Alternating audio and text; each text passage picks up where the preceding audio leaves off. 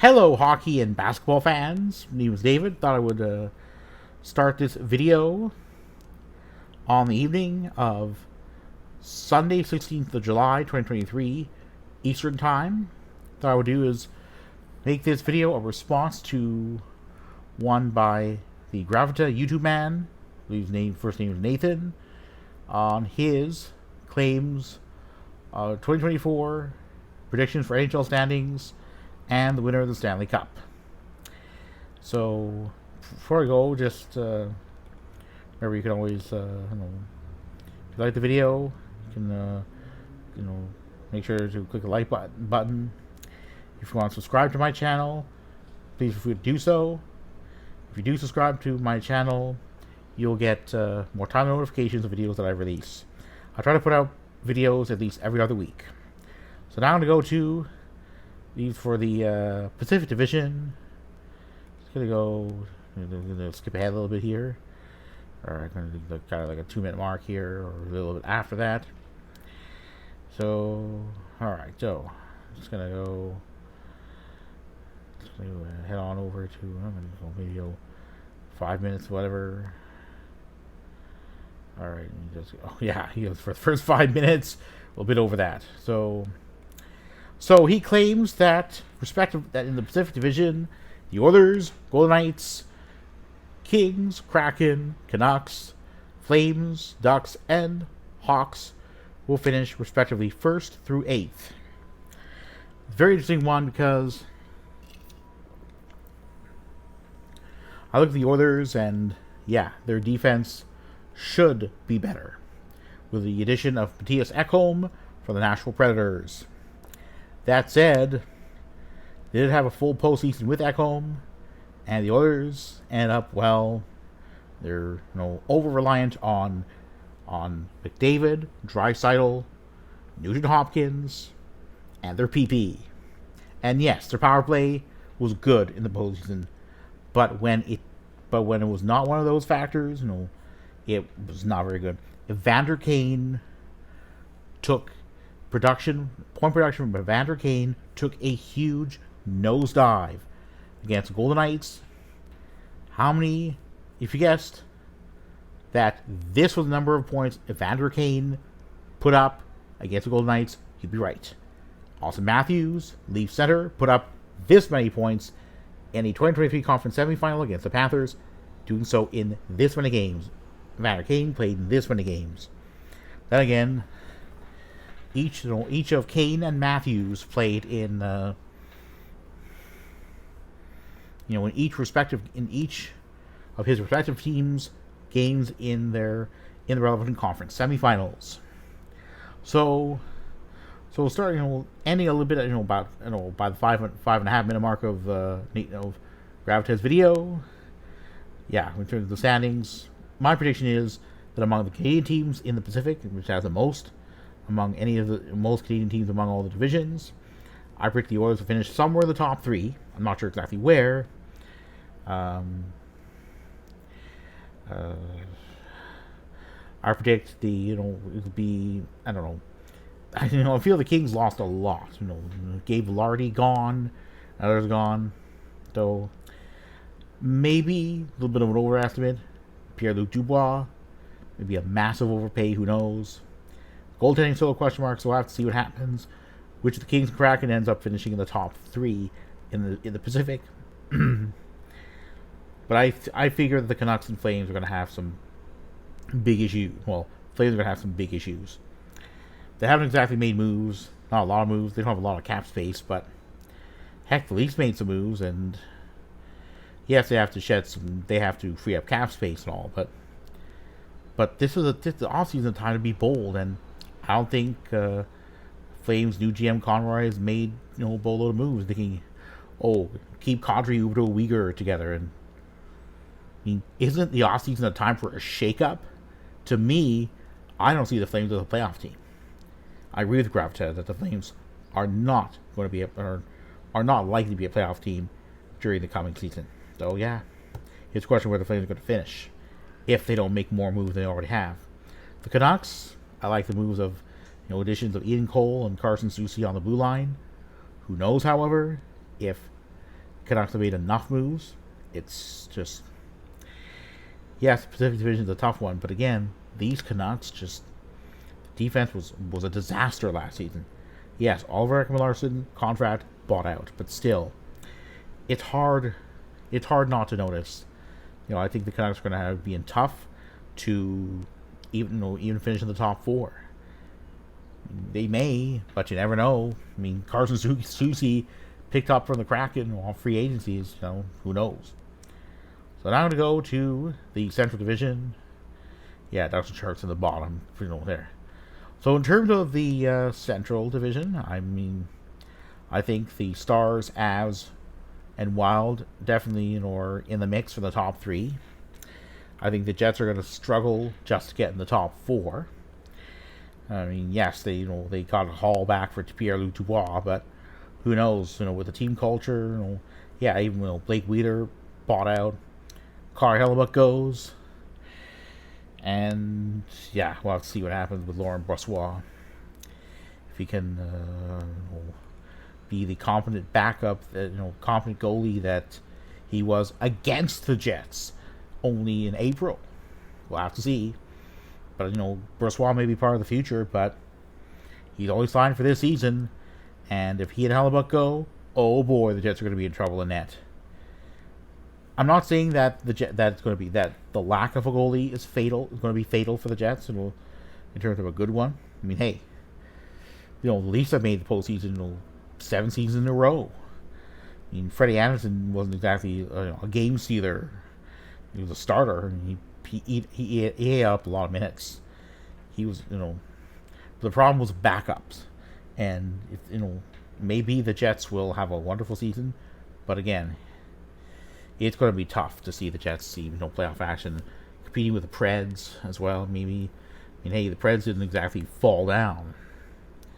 They were in the mix for quite some time. The Jets were so bad, so maybe the Preds will. The Coyotes, I don't think they can. I don't think they're still a playoff. I don't think they're yet a playoff team. St. Louis Blues could be interesting.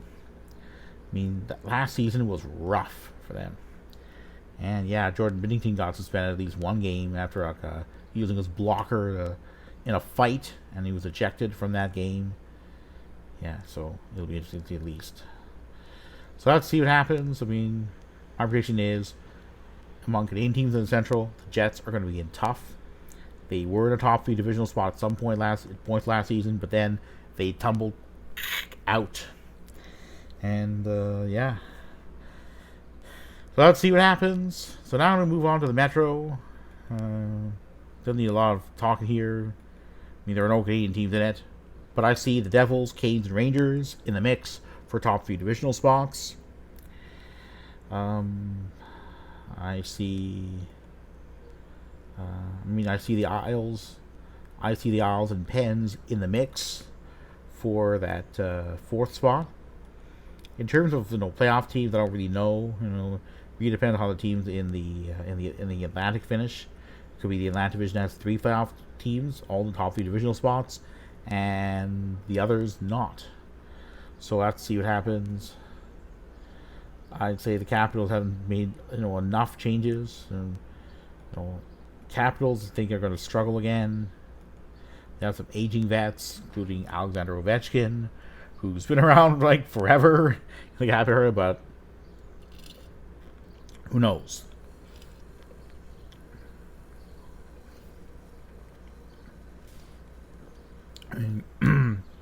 Blue Jackets, who knows? They made some improvements. Who knows how they're going to do? But I don't see the Blue Jackets as a playoff team. They may be a surprising one, but again, it's not going to be easy in a very, super competitive Metro division.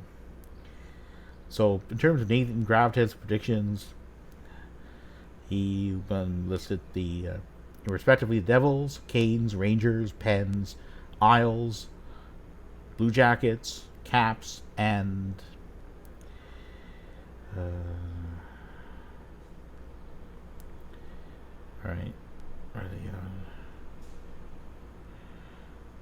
Caps and Flyers ranked 1st through 8th.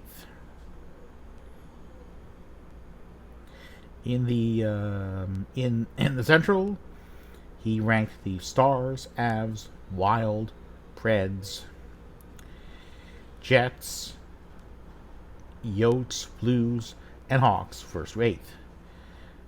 So now getting into the final of those divisions, I'd say that in terms of the Atlantic, I'd say the Leafs have a very good chance of finishing in a top three divisional spot. I mean, the roster looks at least somewhat, at least no worse on paper. But again, it really depends on how the new players perform. Will Klingberg provide that offense on the back end? What about Ryan Reaves, that physical presence? Hard to know. I mean, certainly I don't want to underestimate the Bruins. Bruins were they rocketed all the way up to the top of the NHL. Won the President's Trophy, ended up being eliminated in the first round of the 2023 Stanley Cup playoffs. So I'd say Leafs and Bruins probably going to be competing for top three divisional spots.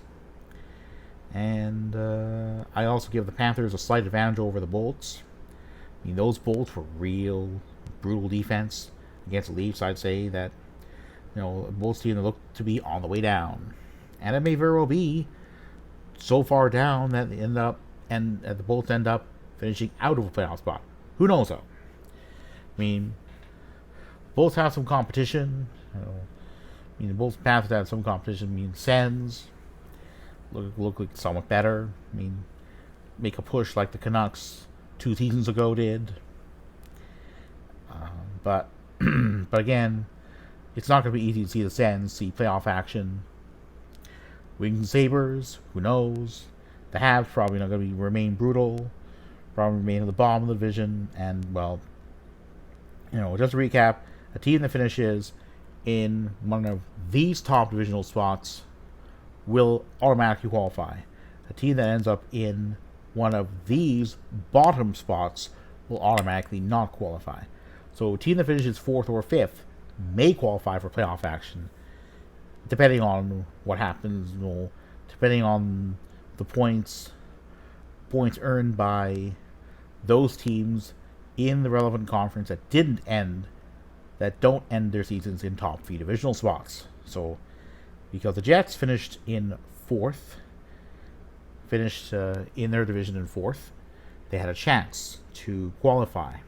The Kraken finished 4th in theirs, and because both Kraken and Jets ended up finishing in top 4 divisional spots, whereas the team that finished 5th in the relevant divisions in the Western Conference ended up below even where the Jets ended up, that was, both Kraken and Jets round up the wild card spot. So we'll have to see it's going to be very interesting to see what happens, what actually does happen in those divisions, but it's going to be very interesting to say at least. But Nathan claimed that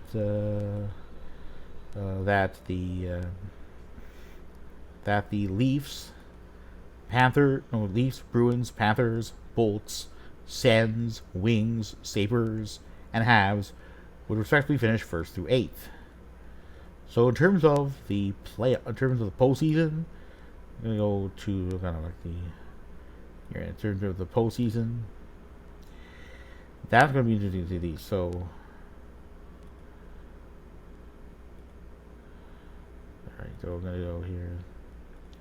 In terms of conference finalists, so that's very interesting to say the least here. About the 26.5 minute mark of the video. It's a video of 30 minutes.